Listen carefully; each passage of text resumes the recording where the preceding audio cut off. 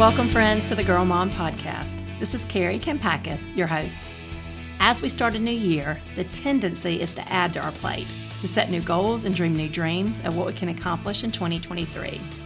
But being in the season of life that I am now, and seeing how living with our hair on fire and going all the time will eventually make us burn out, lose our joy, and feel empty and unsatisfied, you start to realize that rest is a legitimate human need.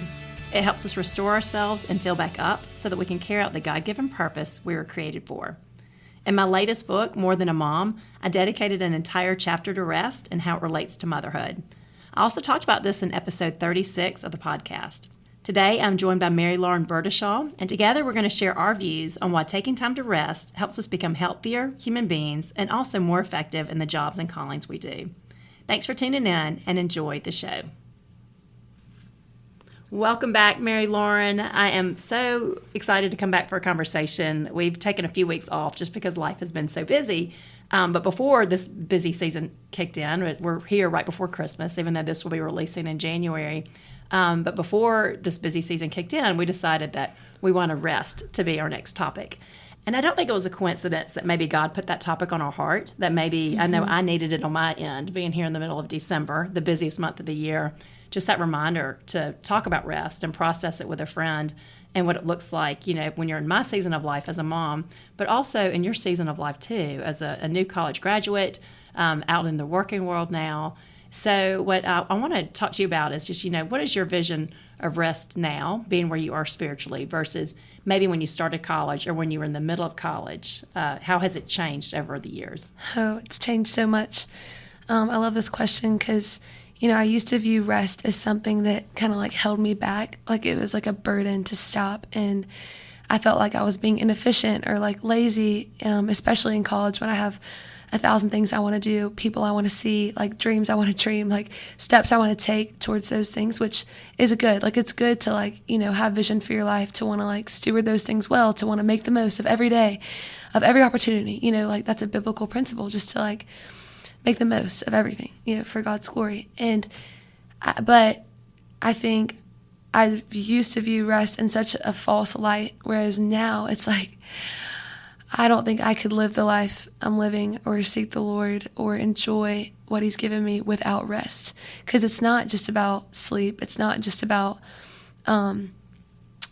stopping the busyness of your life. That is a huge part of it, of like, you know, because Sabbath, the word Sabbath is Shabbat, which means to stop and to cease. And I feel like we can talk about that later, of just the power of stopping doing things. Like God asks us to stop doing things. But the reason He asks us to do that, and the reason why rest is so important, is because it's in those restful days, those restful hours, where I feel like that's where I'm really like enjoying God's presence, and I really get to reflect on who He is, more so than when I'm driving from one place to another, going from coffee to lunch to studying to just doing and working and playing, all good things. But it's when I'm, you know, He says, be still and know that I'm God. It's in the stillness and the slowness and the stopping that the reality of God, like the joy of His presence, really sits, you know? Mm-hmm. And you made me think of this story, and you might not find the relevance in this, but it reminded me of this. And as a creative person, I sometimes feel like when I'm too busy and I'm not taking time to rest, not only am I having a hard time hearing God's voice, yes, but I'm also having a hard time being creative and really tapping into the voice that I know I'm meant to have in this world versus taking in everyone else's voices. But one time a few years ago, I was talking to this ACT coach, and he does all these great programs here in Birmingham, and he also does a speed reading class. And my friend had told me about the speed reading class that he does, and I was asking him about that. But it was very interesting. He said that, you know, basically when they're teaching students how to speed read, he said it's just a very focused way of reading. And he's like, I compare it to if you're driving in the rain. You know, if you're driving in the rain and it's storming outside, you are completely focused, 100% focused. And your mind is only on that task in front of you. But he's like, but if you're driving in the country and you don't have a schedule and you don't have a timeline or a deadline you're on, you know, that's when your mind kind of wanders. That's sometimes when you become more creative. And I walked away from that and I thought, that is so true. Like sometimes I'm struggling to figure out my thoughts. I'm struggling to process things. But then I'll have a drive, especially if I'm driving for 3 hours straight, where I don't have to worry about missing an exit or something like that. And all of a sudden, I'm feeling these creative thoughts and just this closeness to God that I don't normally feel. But I had to kind of get to that place where you had that rest. Yes. And I think that's what it does for us, is it stops that, gets us out of that amygdala part of our brain where it's fight or flight and always on and always thinking and always focused, to more of that prefrontal cortex, which is that big picture reasoning and thinking and just really being able to connect and have that relationship with God. That's so true. You reminded me, I read a book called The Ruthless Elimination of Hurry, and I'm not a huge reader. Like, if I'm reading, it's normally the Bible, which is great, but it's rare for me to like get through a whole book. I'll start a book and sometimes I don't finish it, but this book, I could not put it down, because he taught a lot about rest, and it's literally called The Ruthless Elimination of Hurry, which I feel like so many people go through their life so hurried. It's like a badge of honor to ask someone how they are, and they're like, I'm just really busy. Like, when did that become like an accomplishment, to just always be busy, to always hurry through life? That was not the way of the Lord. Like, Jesus came, and his yoke was easy, his burden was light. If anyone had things to do, it was him. He was the Son of God. He came to save the world. Like, he had an agenda, but he was never stressed. Like, I've never read any account of Jesus being stressed or hurried. If anything, like, he would take 3 days to get somewhere, like, he'd be asleep in Peter's mom's house. Like, he knew what it looked like, not only to rest in terms of sleeping, but to be alone with the Lord, to be still, to just walk in those unforced rhythms of just grace, walking day in and day out. And I never really thought about that until I got to college, and I heard a teaching on rest, and I was like, wow, Jesus really was never stressed. He was never hurried. And I feel like I'm always hurried. Even if I don't feel stressed, it's like I'm always trying to pack in as much as possible in every day of the week, 7 days a week. But this book talks about Sabbath, and this man, he literally, like, him and his family decided to do a Sabbath once a week where they just don't do anything. They do things. But the main thing is to not work. He's a pastor of a church, so he doesn't study.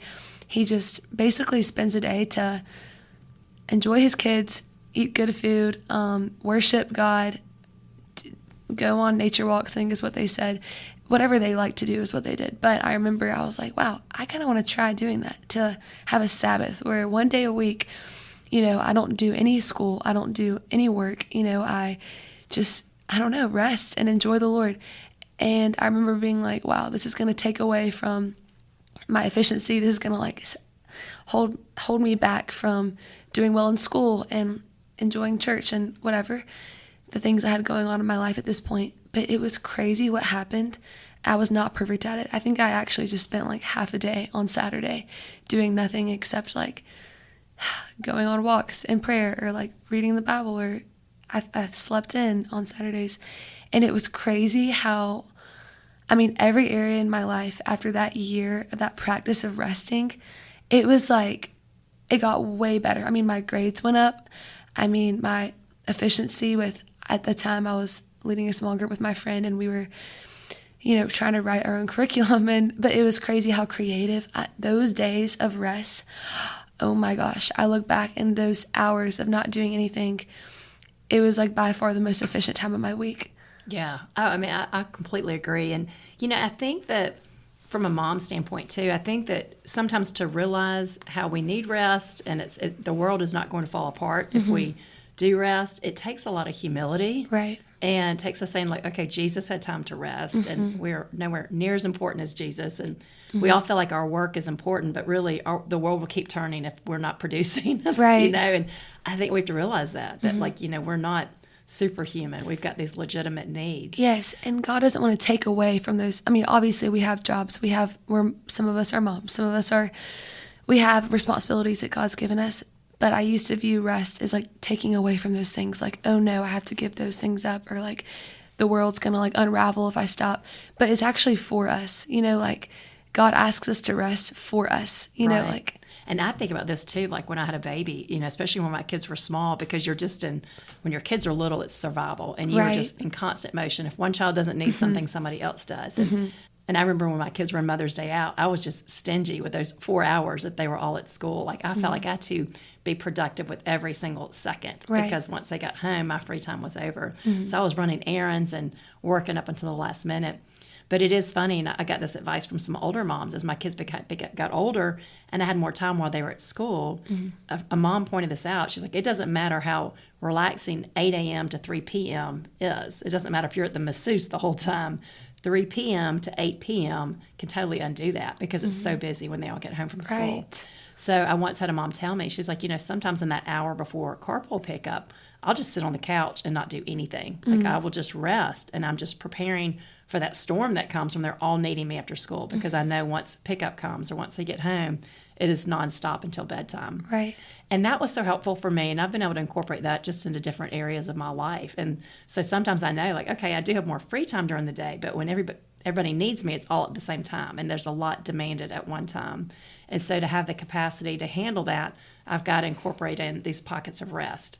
And even my family laughs at me, but then I see my neighbor across the street doing the same thing. She's got 4 kids like I do. Like sometimes when I'll bring home a carpool and they're inside, I'll just sit in my car. It's kind of my second office, and I will just relax. And I'll just rest out there for 20 minutes or 15 minutes because I know once I walk in the door, I'm going to feel the need to do laundry or, go get something for somebody or just whatever it is, whatever the needs are.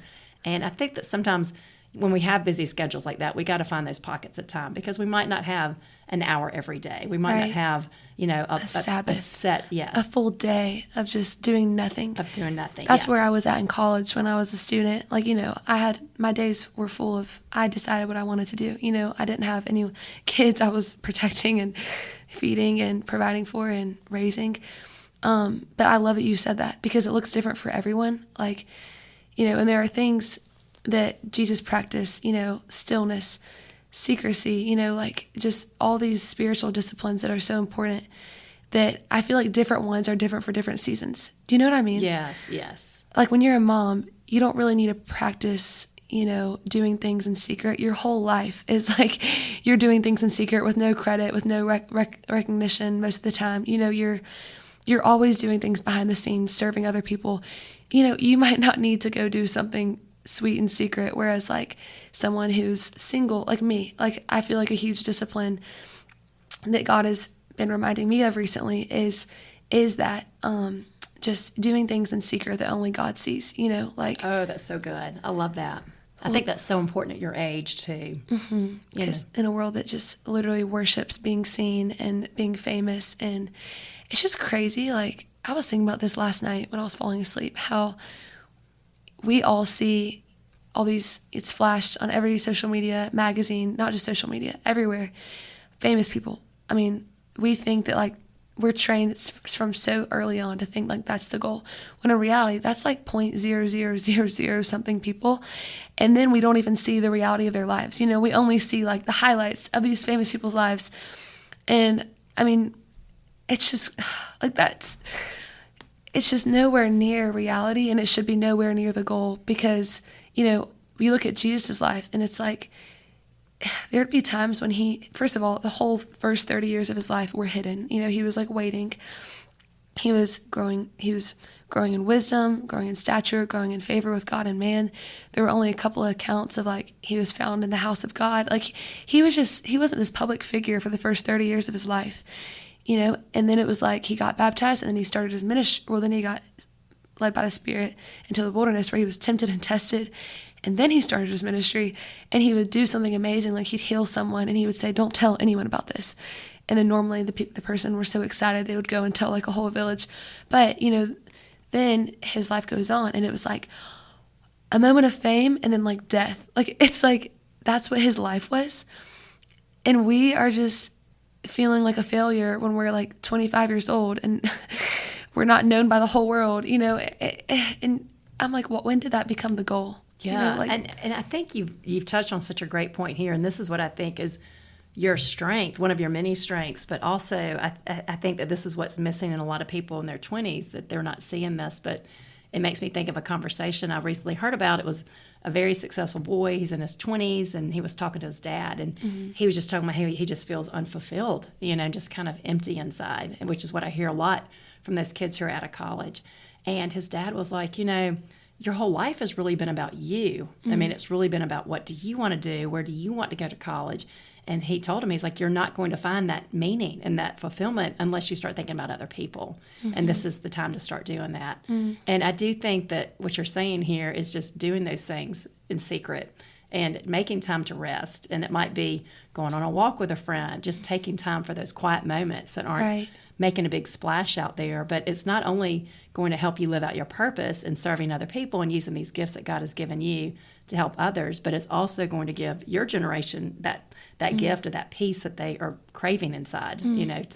The only thing that can offset that loneliness is when we get out of ourselves and go try to connect with other people and forget about ourselves, really, and just try to serve the needs of the world in secret, not trying to get just knowing that God sees it all, even if nobody else does it all, even if nobody else does. But just finding our fulfillment in that and knowing that as you're walking into that purpose, that's when you do find joy and peace and all the things we're searching for. And I wonder sometimes, I'm like, why did God make it that way? Like you said, sometimes when you're driving on a slow country road and all of a sudden you're getting all these creative ideas, I'm like, why does God do it that way? Where it's like when we're still and like not striving, it's like sometimes when he speaks the clearest, or at least when we hear him.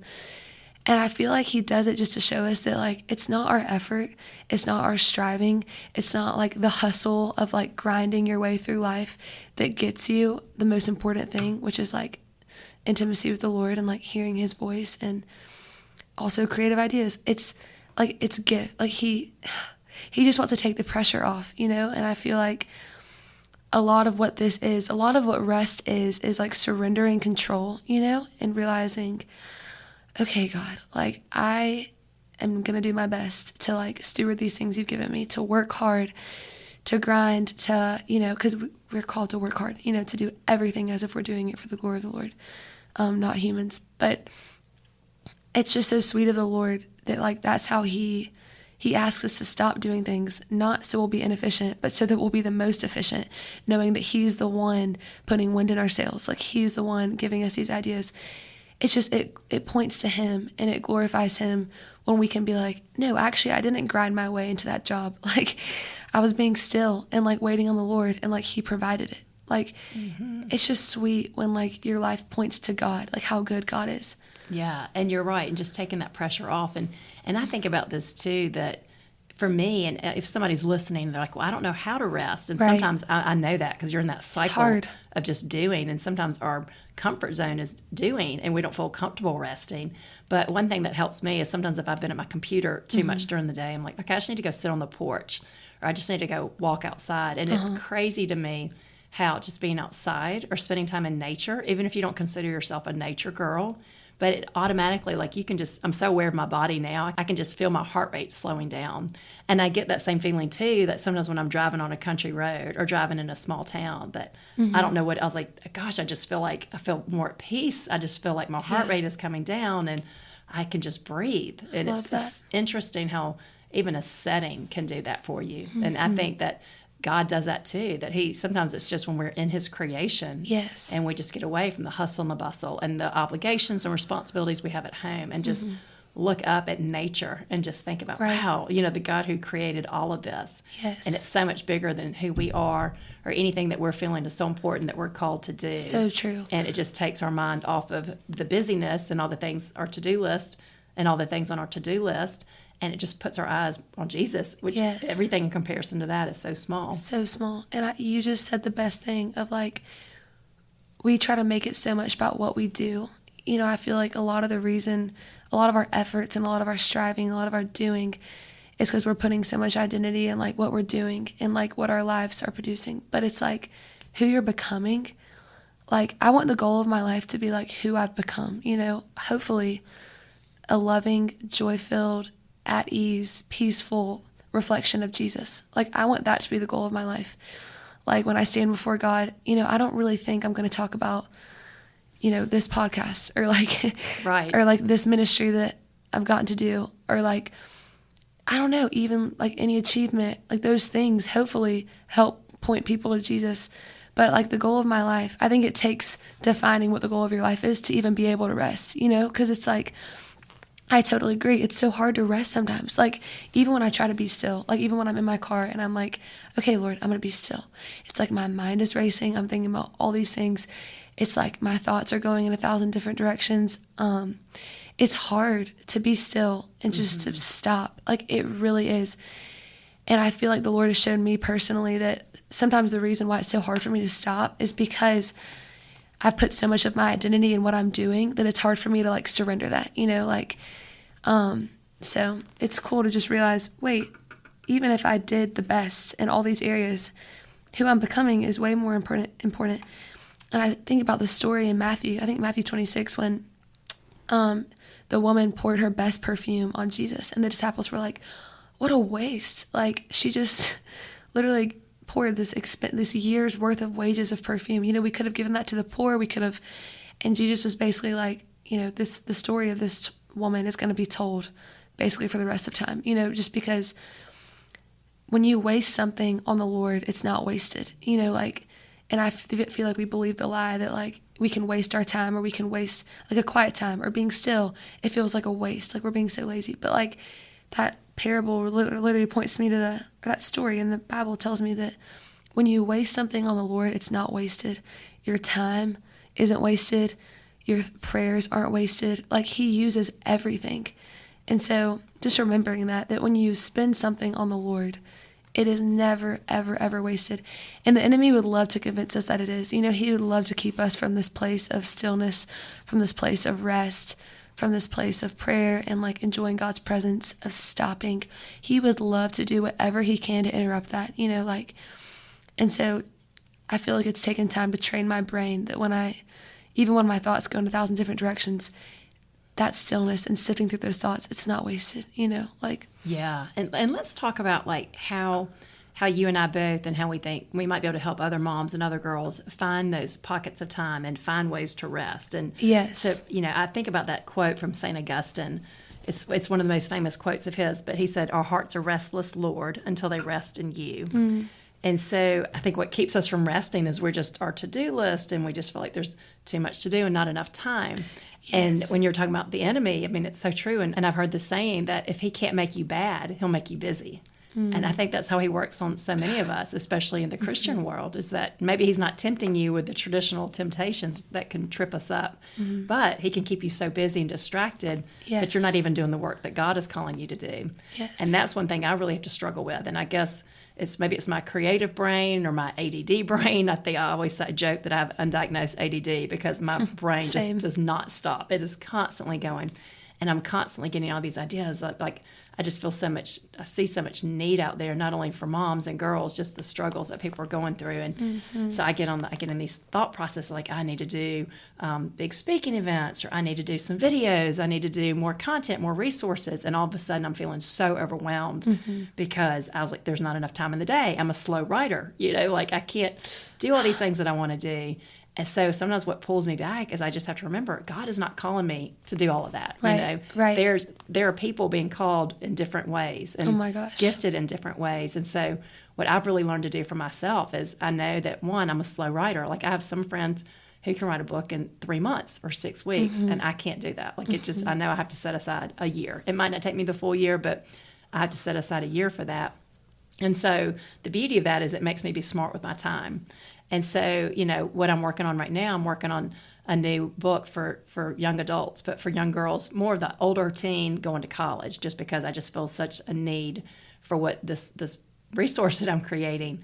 And I realized, I was like, okay, right now, that is the best use of my time. And to not get distracted by all these other things I can be doing. I'm also doing a lot of speaking events in the next year and a half, but I don't want this thing that I feel is really important to be put on the back burner because I'm doing all these other projects that are maybe half as important as this. And I've got to know that if I can just finish this book, that, that's what God is calling me to do. And maybe after that is done, there might be a season for something else. Yes. But just taking that pressure off of ourselves.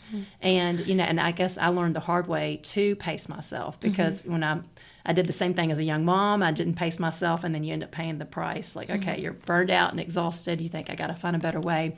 And I did the same thing as a young writer. Like, just, I thought I was going to produce a book a year. And I was like, I just couldn't keep up the pace. And I was having to stay up late to finish it, which cut into my sleep, which we haven't gotten there yet. But, at this age, I know sleep is a priority for me. So I don't work past 9 o'clock at night. Even if I'm writing a little bit at night, I'm not going to work until midnight like I used to do. And it might just be, I just tell myself, like, it's just not getting done tonight. But if I get a good night's sleep, I'm going to wake up and I'll be more productive in the morning. Right. And I've seen that happen so many times. I'm like, when I was younger, I would write until 2 o'clock in the morning, or just, I'm on this roll and I don't want to lose this train of thought. But yet it wasn't coming as well toward the end, yet I kept pushing myself. Yes. And now I know if I just stop here when I'm feeling, brain dead, and just go let myself get a good night of sleep, I guarantee you, if I wake up in the morning, I'm going to be a lot more productive. Right. And it always happens that way. And I feel like we're told from such a young age, like all the time, reach your full potential, reach your full potential, reach your full potential.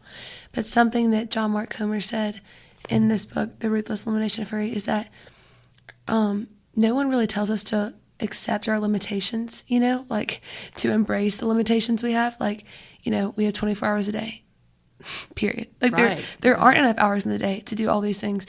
And I did not understand that at all my freshman year of college, because I didn't sleep. I would literally, I think average would get like 3 hours of sleep at night, and it would be fine. And then I would come home and sleep for like 2 days straight in Birmingham. But anyway, just like, I did not know how to say no. Anything that was offered to me, I said yes to. I think I was in like 6 Bible studies. I was going to every date party. I was like not missing an event. And I didn't even think that was wrong. I was just like, I'm going to say yes. I'm going to like reach my full potential. I'm going to enjoy every day, make the most of every opportunity in college. But I mean, I feel like that's one practical way, is like learning to say no to things. Because another thing I feel like the Lord has taught me is that a lot of things are good, but what is like from God, like what's best? Because we're going to have good options for the rest of our life. Like the options and the good opportunities, especially for someone like you with like such a gift and such a pure heart for other people, the opportunities are never going to stop. But I feel like that's huge what you just said, of recognizing, but what is like, I have 24 hours a day, 7 days a week. God, what things are from you? Because I can't say yes to everything. And there's so much freedom in saying no to something, because it's not just saying no, it's saying yes to like rest. It's saying yes to stillness. It's saying yes to other things that God might put in your path, and different opportunities that are going to come up. But it takes faith to it took faith for me to learn how to say no, because I was like, Lord, I don't want to say no to this. I don't want to say no to this. But that's one of the biggest ways I feel like you can discern, you can walk and be a person of rest. Because that's the thing, you want to be a person of rest. Like, I want to be known as someone with a quiet soul who's just like at ease. When someone talks to me, it's like, oh, she's just so present. Like, she's not busy. She's not like in a hurry. She's just as fully in the moment, the way Jesus was, just fully where he was at. Even if we went 6 hours late, he was never in a hurry. And I want to always be able to say yes to what God is doing. That is so, and that was a great point that you made that I wanted to touch on too, that I think to be that person, and I've learned this lesson the hard way, we can't pack our calendar. Mm-hmm. So again, this goes back to when I was younger, when I was a young mom, still doing this, but I would pack my day full. Like, I would have plans throughout the day and one thing after another. And what I learned was that if there was a glitch in the day, or something went wrong, or somebody needed me in another way, had an injury or whatever, I would get frustrated because it would totally throw the plans off. Mm-hmm. And so one thing that I've learned for myself is to accept the limitations of, I'm human and I can only do this much in a day. So what are my priorities for today? Yes. And to really just downsize my expectations. I know that goes against cultural thinking, but it works for me. But to plan less than a day, and that way, if there is a glitch, if something does happen, if my child has an appointment and ends up taking 3 hours rather than 1 hour, I'm not thrown into this frenzy because I'm not having to go reschedule everything. Yes. And so then it's like, okay, you have that extra time if you need it. You're not going to get frustrated, or if you run into somebody, you can sit and have a conversation for 10 or 15 minutes. But oh my gosh, it's not just going to put you in that state of like every minute has to be accounted for, right, or else the day is a failure. Right. And I think that when we do live that way, which is so common here in America, we end up being lonely and disconnected, and we sacrifice our relationships, and our relationships become more transactional. It's more about like, well, I'll make time for her because she's helping me reach this goal that I'm trying to reach, rather than I just want to spend time with her. Right. I feel convicted because literally yesterday I had a dentist appointment at 9 a.m. My friend Carson that lives in Auburn was coming to Birmingham and wanted to get coffee at 9:45 a.m. And then my cousin Lauren, who is amazing, she asked if we could get lunch at noon. And I was like, yes. I'm going to do all those things. And I'm like, that'll be perfect because, you know, my dentist normally doesn't last for more than 40 minutes. I can just go to the coffee shop right after. Carson moved it to 10. I was like, even better, some margin. Well, I ended up being at the dentist till 10:30. My dentist and I had the sweetest conversation. She was like opening up to me about her divorce, and we just had this moment of like, I could not leave. You know, I remember I texted Carson yesterday. I was like, I'm sorry, I'm going to need like 20 more minutes. And she was just like, you know, telling me how God had been speaking to her, and I was telling her what I felt like he was saying to me, and it spoke to her.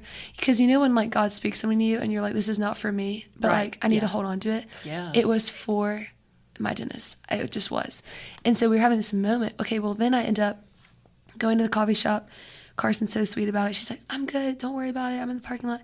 Well, then I run into like one of my favorite ladies at the coffee shop, and I'm like, hey, and she's introduced me to this other girl that I've been wanting to meet who's also doing ministry. And then I've been asking God to show me like more small group leaders for just girls, younger girls in my life.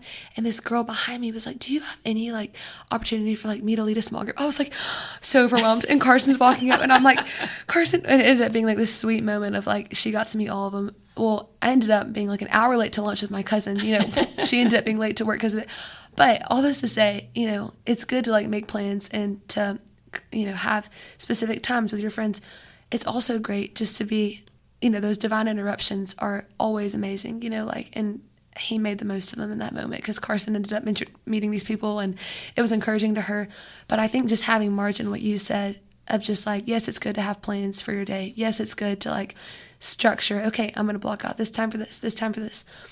But always being available and like just ready for like when God interrupts your day and when he brings someone new. Those are like the best parts of my day, when God interrupts my plans. And it's awesome when you have patient friends who love those interruptions too. But yes, like not packing your day with so much because you're like trying to avoid stillness, or you're nervous to just like, I don't know, like to not have a plan. Because some people are such planners to where they're like scared of like not having a plan. Like I have friends. And I think what you were saying too, you know, I see that with my daughters too. And I think maybe it's something with being young, and maybe you have to have those experiences like, oh, I try to do too much today because I see them doing that. I'm like, no, you need a little more time. You know, I'll look at their, you know, they'll tell me their schedule for the day, and I'm like, oh, I think you need to leave them a little more time here just in case you know, need more time to get there, or this appointment runs late. But sometimes you have to have those experiences like, okay, the timing did not match up here. And so, and you know, one of the best pieces of advice I got was when I was in high school, and we had a teacher that, it was a class where we had lots of projects, and she was really teaching us time management. And she told us the first thing we needed to get was a month at a glance calendar. And so at the time I was working on a weekly calendar, but she's like, get a month at a glance calendar. That way you can see, you know, this assignment is due on this Monday. This part of the assignment's due the following Thursday. You can see the whole project, and if you're working ahead, you kind of know what you're working toward. And so I've used a month at a glance calendar ever since then. For me, it helps because I'm looking at that big picture. And so I can see, okay, I already have a lunch or a coffee planned here. And so I can't do a second thing on that day, but I can go to another day. You know, the next week I have this open. And so that has been really helpful. It can be stressful too, because sometimes I look at a month like December and I'm like overwhelmed because I'm like, wow, I'm seeing everything at once. But for me, it does help me spread things out and see like, okay, I can fit in this dinner with friends here, or this date night with my husband here, and just try to see, well, but this is a day I don't have anything going on yet. So this would be a good time to do that. That is a great tip, because I'm so, again, by nature, not a planner. I'm very in the moment. I'm present. Like, there's a book that's called Present Over Perfect, and my small group leader literally told me not to read it. She was like, you're great at being present. You should probably work on being more like, not perfect, but like more on schedule, and just because, you know, those divine interruptions are so fun. And like, I love it when I'm on my way somewhere and then something else pops up. Like literally, I remember in college one time I was on my way to study for a test and someone drove past me and goes, "Do you want to get breakfast?" And I was like, "Yep." And I went to get breakfast and it was so much fun. And people are like, "Mary Lauren, I love how you can just say yes to things. Like, you're a yes girl." But then I never studied for my test and I didn't do good on it. It's like, it's like there's such a balance with this. I remember my friends, 3 different friends bought me 3 different planners, and I would like try to use them, and it was like I just never touched them again. Like, I used to feel so limited by plans and just limited by calendars, but like now that I've graduated, it's like I literally I use the calendar on my phone just because my job is like meeting with high school girls, and like I literally have to schedule those things or else I'll forget. But it's actually the most freeing thing ever when you have specifically blocked out time for specific people because you value them and you value your time with them. But what you're saying of like, you also create space of like, well, what if the lunch goes 3 hours late? You don't want to be so rigid that you miss out on what God's doing in the moment, the things you can't plan for. Right. You don't want to miss out on the things you cannot plan for. Yeah. But for me, that was like life changing for me when I actually started writing things on a calendar, because I was like, God, this is like setting you up even more to like give me those divine moments when I have some structure, of like, I'm going to be here at this hour, which most people are like, obviously you need to like have a calendar. But it was like a huge epiphany to me of like how freeing it is. Yeah. Oh, I love that. And something else I keep thinking about too, as we're talking about this and leaving that space for those divine interruptions or those divine encounters, is when Harry's priest here in Birmingham, I might have shared this story before, but he's a Greek Orthodox priest, Father Gregory, and he worked in Greece for 10 years. And so, our family loves Greece. We've been there a few times. We still have relatives over there. My kids want to live there. It's amazing. But when he came to bless our house last year, I was asking him, what's the difference between America and Greece? And I was like, what's the biggest difference you see? And he thought for a minute, and he said, the biggest difference I see is the pace of life. And he's like, if I ran into an old friend who I hadn't seen in years, we would drop everything and we'd go have coffee for 3 hours. But he's like, if that happened here in America, we would exchange numbers. We would talk about getting coffee. It might happen. It might not happen. And so I was like, that's the missing link here. And I think that most people who have visited other countries besides America, they have probably seen this too, is just the relationships they have and the time that they have for each other and just the pace of life that they enjoy is so different than what we have here. And a lot of it's because we're just packing our calendars and we're not leaving time for, I just ran into an old friend, let's go have coffee for 3 hours. Yes. But how much more your life will be happier and more enriched. And then when it is time to go do your work after that coffee is over, you're going to be more motivated and you're going to be more satisfied in your life, and that's going to overflow into the work that you're doing. I know, but that's great. That's huge what you just said I feel like people now are so quick to view everything as an interruption. Running into someone randomly like that, or having something pop up when you're at the grocery store and you get a phone call from someone important. We view so many things as interruptions, but I just want to live a life where I start seeing those things as the Lord, and those things as being just as meaningful as the efficient jobs we're working and direction we're heading. It's like I want to be chasing after those meaningful relationships, and when the Lord interrupts those moments, Yeah, it's so true. And we talked about too, and this is something I've had to learn, is just to save your yeses for what God is really calling you to do. And one thing, I just really am big on tuning in to what He's calling you to do. And like I said, when I was a young mom, I just said yes to everything. I really didn't have the boundaries. And now I'm like, okay, I've got 4 kids, I've got work, I've got to be wise with how I'm spending my time. And that's one good thing about having a big family like I do, is it forces me to really think about what is God calling me to do, rather than to try to be all things to all people. Right. But, one thing, I remember being asked to chair this fashion show when my kids were little. And I was thinking, gosh, I just don't have time for this. Like, this is going to be a big job. But as I thought about it, I felt like I just had this feeling like I can't say no. Like, I wanted to tell her no because mentally I knew it would be a lot of work. But then I just had this feeling like, but part of me wants to do it, and it doesn't make sense because the timing is not great. I'm so busy with these little kids. And so to me, I said yes, and it was the right decision, and it was just a great experience. But it was such an example to me and a reminder that, sometimes God is calling us to say no to other things, but he's going to give us peace about those decisions, like we've talked about before, when he does want us to do something. Right. And if we've incorporated rest into our routine and we're not overcommitted on other things, then it's going to give us the capacity to carry out those things. Right. Yes, that's huge. It's like you know what to say yes to and no to when you know what you're living for. Yeah, and like looking at Jesus, he was definitely a man on mission. He was going to the cross. But like when he was on the way somewhere, it was often that someone would like pull his robe or interrupt him wherever he was going. And he didn't see that as like this huge, are you kidding me? Can't you see I'm on my way somewhere? Like I have to get to work. He never had that attitude. Like he was so in the moment and so present, and just viewed everything as for what it was. Like it's opportunity for something cool to happen, an opportunity to connect with a person, to love the person in front of them, to perform a miracle, to pray for healing, whatever it was. And I want to live like that. But you can't be a yes person because it's someone this summer at JH Ranch told me like, Mary Lauren, you're a yes girl for God. Like you are someone who just says yes to God. But I've realized I could never be the person who says yes to God if I'm saying yes to everything and everyone around me all the time, and I want to be a yes person to God. Like I want to always be able to say yes to him and not crowd my life with so many things, so many people that are good, good opportunities, good ministries, good people. But like, I want to say yes to God. Like he's where my allegiance is. And I need to give God room, continuously just to lead me, and to provide opportunities to say yes to.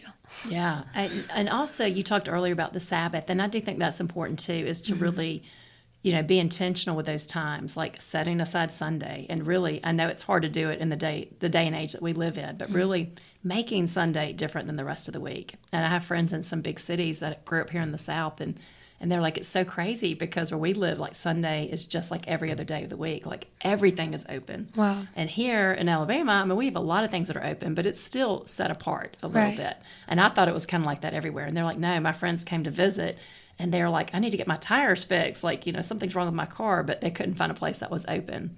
But I think that's becoming a thing of the past. And so, a lot of cities, it is like every other day of the week. And I do think it's important that we've got to set aside that time for God and for the Sabbath, and to know like, okay, sometimes we're in a busy season of life and we cannot control it. Maybe if I'm in a book release season, or I think of my friends who are accountants and, tax season is crazy.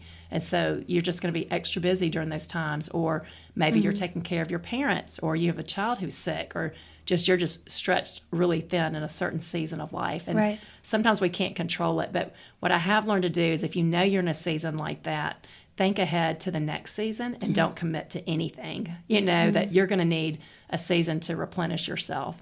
And so, my friend who's an accountant, for example, she takes a huge vacation after tax season, and she really takes the summer off, and she has planned her year that round. She's planned her year that way, and her children know that. And so that's how, she knows that she needs extra help, and her husband has to pitch in a lot more during tax season.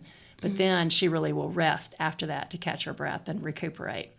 And so, like I said, it might be taking care of your parents. That I have a friend that took care of her mom, and she's like, I gained 30 pounds that year. I just couldn't take care of myself.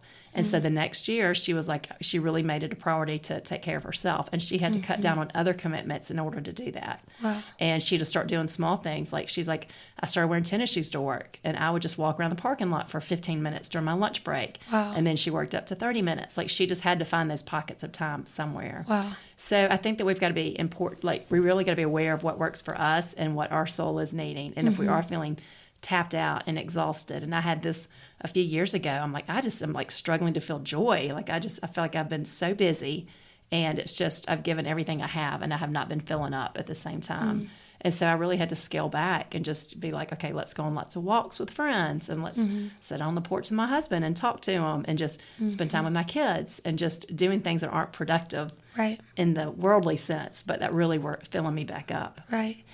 And I love that friend who she just did whatever it took, And I feel like that's what the Lord loves, is just like doing whatever it takes to enter into that rest.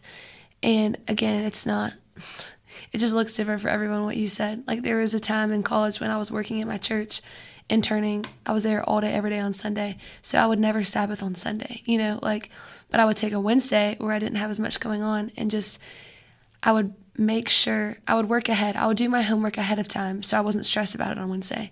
It's not like you can just fail your test, if you have a test on Thursday. I would study on Tuesday. I would organize my week to make sure that on Wednesday, I bought groceries before, I checked the boxes of the things I needed to get done, and it didn't look perfect. I was a college girl at the time, but it was just crazy how God honored those Wednesdays. And my friends would ask me, they're like, "What are you doing?" I'm like, "Just resting." Or they'd be like, I'd be on a 4-hour walk, just enjoying being outside and talking to my mom or praying, whatever. And they'd be like, we have 100 things going on. We're painting the chapter for some KIO event where, all of us are going to do this. We're going out to eat at Taco Mama. Why don't you want to come? I'm like, I just truly am enjoying, I'm just being still and taking a break from the hurry and the noise and the friendships and the clutter of life, again, full of good things. And it was just amazing how God honored that. And to the point that I don't really want to go a week without taking a Sabbath and again, it looks different. God isn't putting pressure on us to turn off every responsibility in our life to do nothing. He sees us where we're at, and it's whatever you can do with where you're at. But doing whatever it takes, not just to sleep more or to rest more, but just to reflect on who God is. And I think gratitude is huge too. Just thanking God for what he's already done in your life. It gives you kind of vision for the future of all right, because it's easy when you realize you're working and grinding day in and day out, you're just working towards things. But to me, when I'm having a Sabbath or resting, I feel one of the main things that happens is the Lord gives me so much contentment of you've answered all these prayers. You've been so faithful in every way, and sometimes it's always true, but sometimes when I stop, it's the reality of how true it is really hits me. Yeah, that's so good. And you reminded me too of the same friend that I said took care of her mom, and she's a go-getter and a type A personality, and it was hard for her to slow down, taking care of her mom, and just that whole year was very emotional for her. Mm-hmm. But she also told me that she goes, really, it was such a gift taking care of my mom. And she's like, it really taught me to slow down. It taught me how to be more patient, because I had to be very patient with her. And it is interesting how God uses all of this to grow us. But she said, I used to never be able to sit outside and just look at the leaves fall. I just couldn't do it. Wow. And she goes, but after taking care of my mom and learning that patience that journey taught me, I'm able to do that now. It's amazing. And so I do think that that's such an example of how, you might have a busy season and then you get to have a season of rest, but God works it all together, and he might be using this busy season to change your heart or transform your heart to equip you to be able to rest. So true. You don't ever know, so really just be looking for that. Mm-hmm. And, I guess we're kind of getting to the end here, so we need to wrap up, but I really want to talk about what we started with. I do think it's important that I see what's missing, I feel in our lives these days, is that we are just on robots. Sometimes we just feel like machines and robotic, and we feel stale and just missing the energy maybe that we had when we were younger. And sometimes I think that just, like I said, being on those country roads and feeling our creativity open up and having all these ideas and just feeling that sense of peace from God and that contentment that can only come when we slow down, that we've got to give ourselves that opportunity. Mm-hmm. And so what are some good ways for people can do that? We're talking about, spending time in nature, leaving margin in our calendar, not packing so much into a day, leaving time for those divine encounters and divine interruptions, and not seeing them as something that are a bother, but rather something that can enhance our spiritual journey and help us grow more like Jesus. Mm-hmm. I just thought of this verse. I'm going to go back to the practical ways. Okay. But it says, today, if you hear my voice, do not harden your heart, as my people did in the wilderness. I don't know why I just thought about it, but I think it's just the Lord saying, he is speaking, he is there. He's with you. He's always speaking, always leading. And so it's almost just an invitation to expect it, of today, if you hear my voice, do not harden your heart. I think just not discounting the thoughts we get, even if it's a stressful thought, being okay, Lord, I'm just going to pray for this stressful situation I'm thinking about, or if it's, a sweet, if it's you think of a person, maybe like, all right, Lord, I just thought about her. Maybe I'll give her a call, or maybe I'll text her, or just like actually recognizing what you're thinking. Because I feel like, at least for a lot of my friends, our minds race so fast. It's like we don't even like know what we're thinking about. Like it's like I couldn't even tell you like specific thoughts. But just, I don't know, just that invitation of like, today, if you hear my voice, do not harden your heart. I think just being open of like, okay, God, today you're going to speak to me. Today you're going to give me a chance to like soften my heart to what you're doing in the moment. Help me like see it for what it is. And I don't know, I think even if you're totally off and you look like a crazy person or you feel like a crazy person, he sees that faith of like, okay, you were trying to respond to the Lord. And it's crazy the peace and rest that come with that, you know? But it is so unnatural, like to our flesh, because in the spirit, that's always true.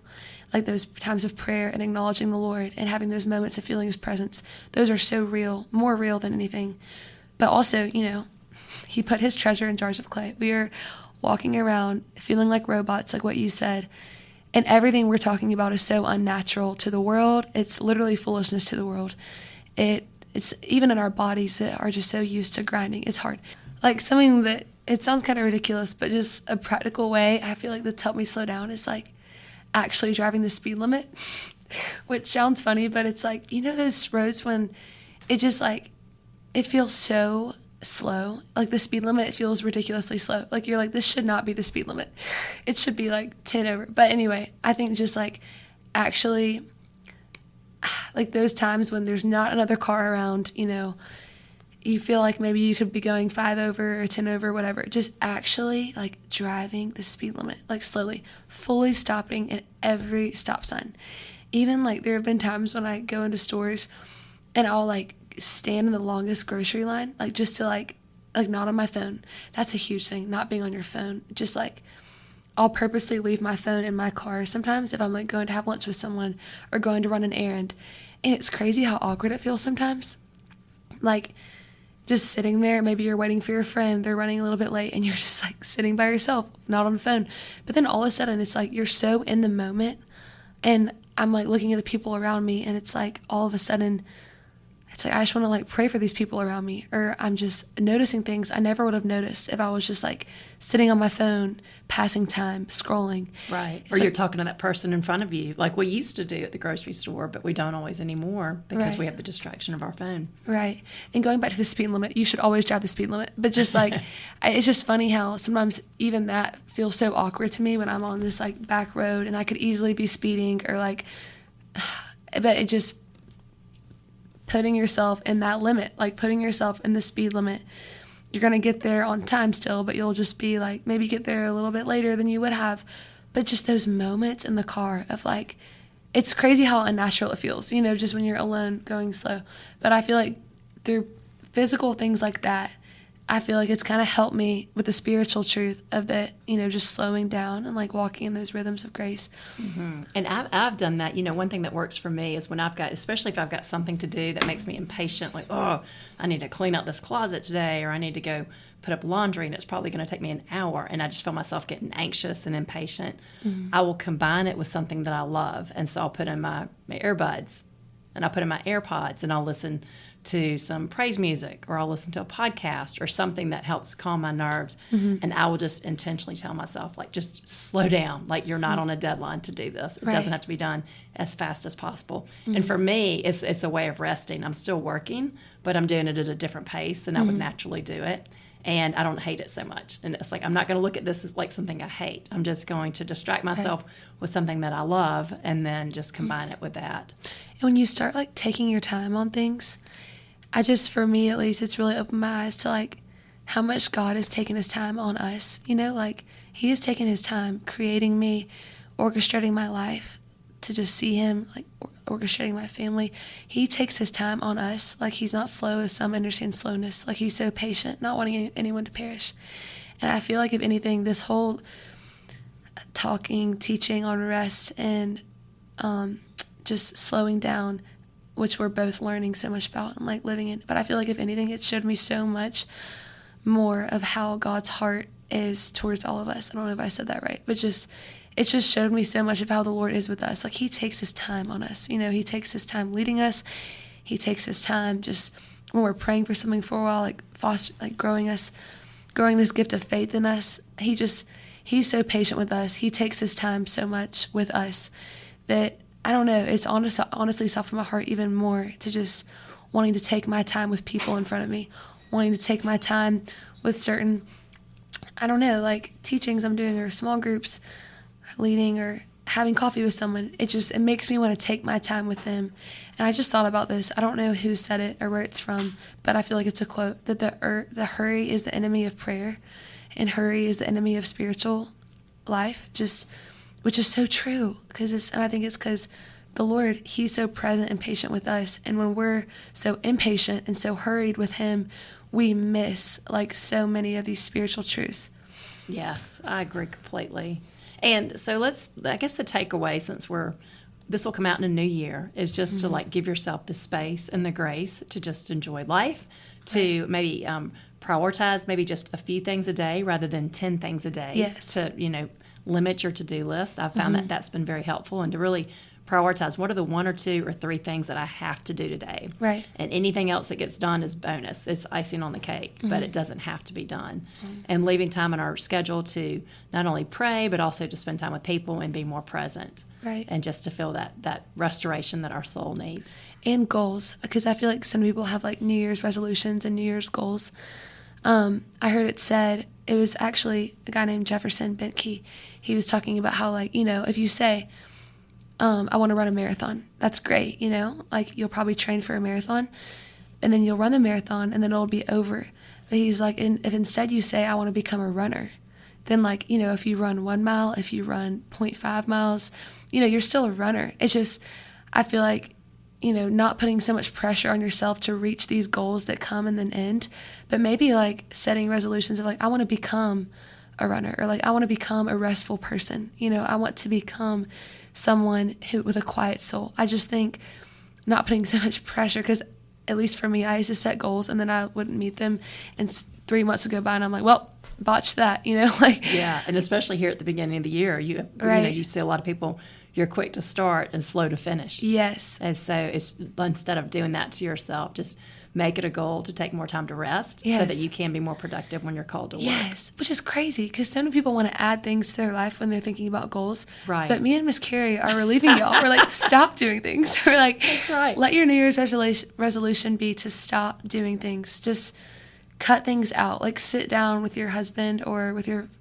friends, if you're like me and single, or just with yourself and the Lord, and ask God to show you like which things are the God things, like which things are the best things, Mm-hmm. And I will say too, and I've learned this, that people who are in a healthy place, other people who are trying to rest and set healthy boundaries in their life, they will respect that when you do that. And that is one thing that has surprised me when somebody asks something of me, or I tell them like, I wish I could, but I'm in this season of writing, or I'm in the season of speaking, and I've got too much commitment already. I can't add anything else.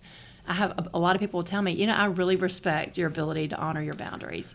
And that always makes me like that person even more. Like they respect my time and they're glad I'm doing that for myself. And I feel like the people that you want in your life that really are, care about your well-being, and they want you to thrive long term, not just for whatever they need at the time. They're going to approach you with that attitude. Yes. And those are the kind of relationships we want, the people that they honor the boundaries we're putting in our life, and we can honor the boundaries that they put in their life too. Yes. And I feel like that's a great way to end. But I just thought of a story that kind of goes right along with that, of like when I was younger, there was a time in my life when, like probably in 4th grade, when I was dancing, like studio dancing every day after school. I was also playing basketball. I was also cheering, and I was playing softball, and I loved it all. It was one of those things where I was like, I knew I was kind of dysfunctional. Like I wasn't home literally from like 6 a.m. to like I would get home at 8:30 p.m. But I loved it all. It was like I could not like cut something out. And my dad sat me down and he was like, Mary Lauren, you can't do it all. Like you can't do it all. Like you need to pick and be your best, like at those things that you choose. And like you will be so surprised with just how much God uses that thing in your life. And so I remember crying, because I was like, I don't want to quit anything. But I ended up choosing dance and cheer.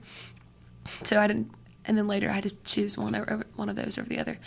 But I became, like, it wasn't like before I would have said like I was a good dancer, But I like excelled in dancing when I chose to like make that my priority growing up and in cheering. And I feel like that's what the Lord has for us too. It's like he doesn't want us to like have our feet in 1,000 different things, even though a lot of people listening are good at a lot of things. But it's like he wants us to excel on the things that matter the most. You know, our relationships with the Lord, our dedication to our family, and then whatever he puts on your heart to do, if it's ministry, if it's your job. I just feel like, and I think we'd all say we want that. You know, we want to excel with what God has put on our life, not just be half-hearted with so many things.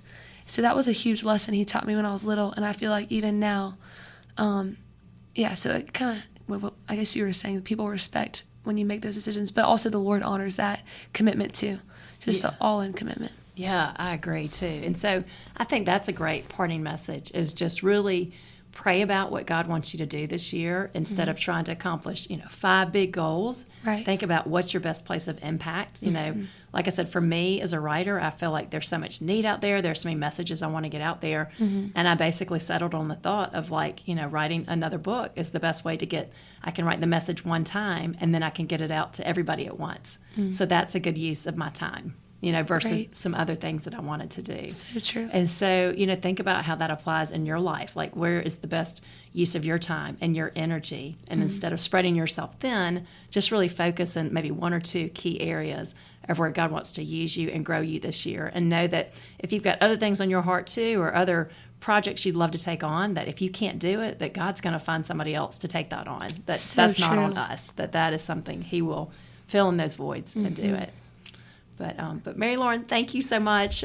This was a great conversation. I think we could easily continue it into another conversation, but maybe we'll do a 6-month mark of how we're doing in 2023 and hold ourselves accountable to see if we're really living up to what we're talking about. I need that. I'll need that accountability. I'll be looking forward to that. I know. Keep me motivated. Me too. Maybe midsummer. So thank you for coming back on, and thank you to all of you who are listening. We're praying for you, and just thank you for joining us once again for this conversation. Yes.